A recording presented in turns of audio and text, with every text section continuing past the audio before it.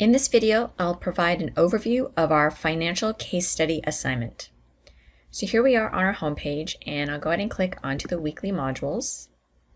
And then scrolling down, so you're watching this video in this first link here, and then the next link is the actual financial case study.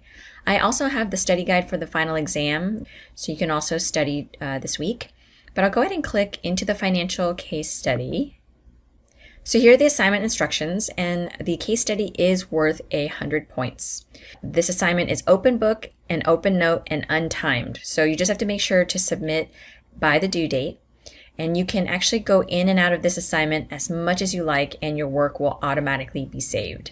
Note that there's no actual save button. And so you'll notice at the bottom of the screen where it'll say what time your work was saved, and then you can exit the quiz and come back and everything should be there. However, I do recommend, in case there's any technology issues, maybe your Wi-Fi might cut out or something weird goes on with Canvas, that you should perhaps have your answers in a Word document, work in that, or if you work in Canvas first and then just copy paste it into a Word document in case of anything that happens. That way you don't lose your work. Note that you can only submit the quiz once, and once it submits, it'll go in for grading. You can't unsubmit it. So if you run into any technical issues, just contact me and we'll work through it. So this should look very familiar. You did 2 mini case studies around the various chapters. And so this is a very similar process.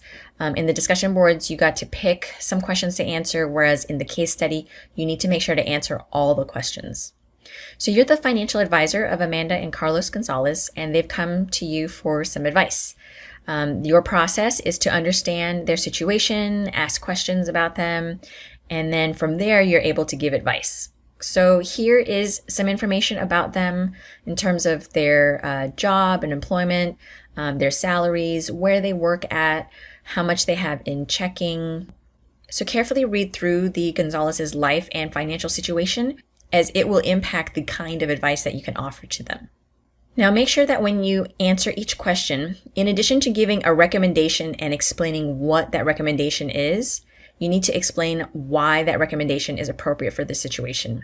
So not only do you have to be informative and educate this couple, you need to be persuasive and convince them that your recommendations are the best available. So please make sure to use the textbook material as the basis of your explanation. This demonstrates your understanding of the material, but also builds credibility when you're giving advice to someone. Make sure to answer all of the following questions. And again, all of the instructions appear again towards the top here. So then that way you're not going back and forth between screens, but you can just scroll up and down as you work through each question.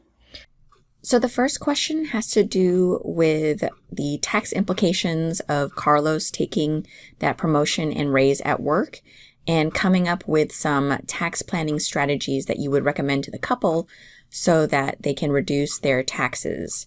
And you'll notice I bold and underline, so I really want to emphasize what you need to do in each question. So in this case, you have to explain to them how tax brackets work, and then provide the strategies to help offset their tax liability and explain why the couple would benefit from these particular strategies. Scrolling down, the next question has to do with disability insurance. You'll want to explain the purpose of it and the benefits of them having it. The third question has to do with life insurance. Similarly, you'll explain to the couple the purpose of life insurance and explain the different types that they can choose from, specifically term and whole. You'll also notice that in each question, you can see the point structure up at the top. Question number 4 is related to their home buying needs. They are working with a realtor, looking at some homes. They have not been pre-approved for a loan. So you'll want to explain to the couple how lenders will assess their ability to assume a mortgage, including what PITI is, and then also the different kinds of homes they can choose from. Hopefully that will help them focus their search with their realtor. Scrolling down, question 5 has to do with retirement income. So you'll give them some recommendations on how to maximize their sources of retirement income, whether that may be setting up new plans or something with an existing plan. And then not only do you have to explain what they are, but like how they should be set up and implemented. So you're giving them actionable steps. And then in question 6, it's kind of a catch-all. There's a variety of aspects about this family. And so you can offer 2 more recommendations, again, explaining what the recommendations are and how they would benefit from it. And it could be related to making their money grow. How can they manage their debt better? How can they manage their estate and assets? But please note that you cannot repeat any recommendations that you had earlier in the first 5 questions here. So no copying and pasting.